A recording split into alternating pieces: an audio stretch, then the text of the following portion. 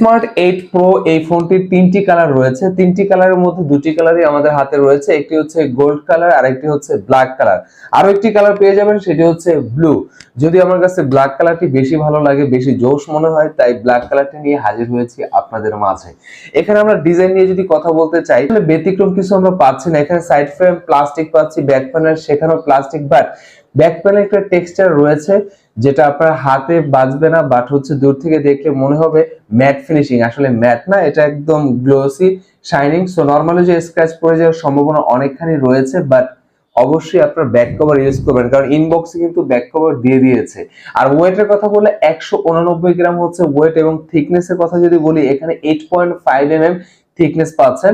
So previous সময় smart 8 যেটা রয়েছে এবং স্মার্ট 8 প্রো দুটি ডিজাইনই অলমোস্ট সিমিলার, শুধুমাত্র 19-20 আপনি তারতম্য পাবেন, বাট দূর থেকে দেখলে তারতম্য আসলে মনে হবে না।